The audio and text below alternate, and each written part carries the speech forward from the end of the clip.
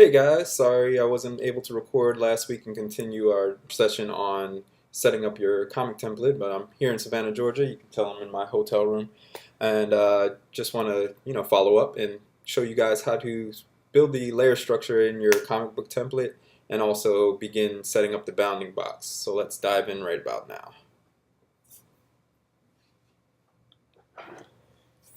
So here we are with our comic template that we started on our last video. If you haven't watched that, I suggest go ahead and watching that and learn how we begin our document with our dimensions and setting up the bounding box layer.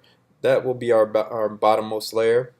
After that, we want to add several more layers for our art, our balloons, and our text as well. So the first layer that I want to set up in our structure is our art layer. Go ahead and click on the Create New Layer icon here, and we have a new layer 2, which we'll just name Art. Easy enough. And we can continue to build on top of that, adding in our balloons layer.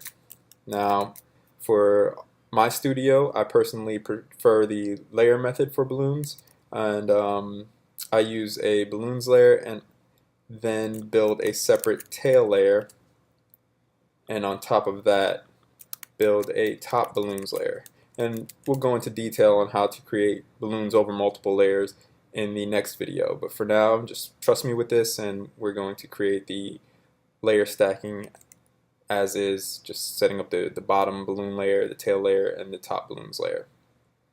Beyond that, we'll go ahead and add in our text layer.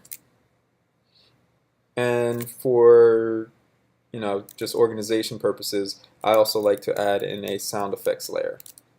And one of the things I prefer is not to have light color-coded layers. So double click on that, which should bring up this layer options box, and instead of this yellow, which comes in a little too light, pick something darker, preferably not one that's already on the screen. We can choose maybe a dark green for this.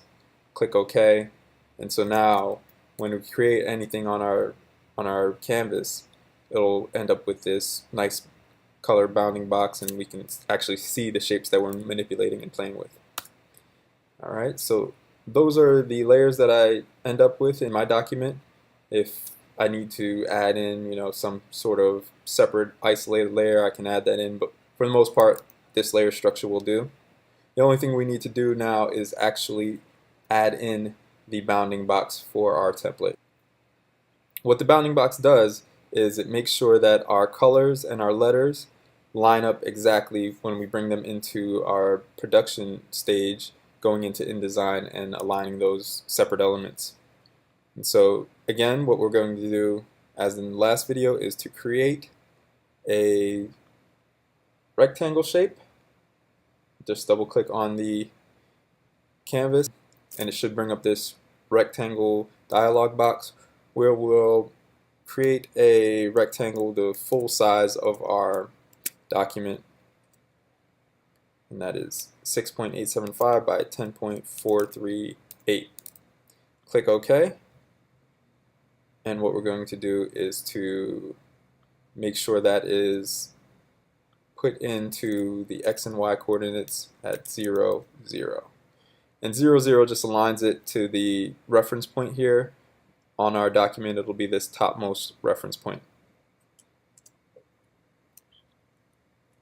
Alright, so right now on our bounding box layer we have a rectangle with a white fill and a black stroke. What we want to do is to create a box with no fill and a stroke with an opacity of 0. So bring that all the way down to 0.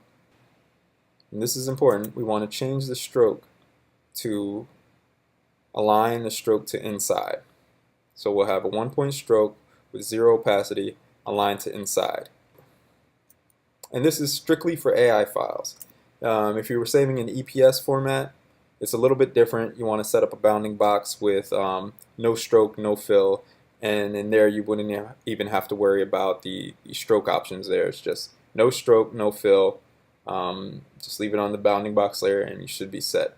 But for AI files, make sure you follow these rules, have the 0 opacity, and also the stroke set to aligned inside. Okay. After that, you can lock this layer, and everything after that will be created on these separate layers. We'll go on how to set up our balloons in the next video, so stay tuned for that. I'd also like to remind you guys that there are other video tutorials online by my peers. Right now, Nate Picos of Blambot has a great video going on about how to set up scroll type captions, or those ragged text that you want to use with torn paper edges, and it's a great resource to use. If you guys have any other suggestions from other letterers out there, please let me know. I'd like to give some shine to the whole lettering community, because I really think that these are important ideas and things to address in the craft, and you guys can only benefit from learning as much as you can. Alright, stay tuned.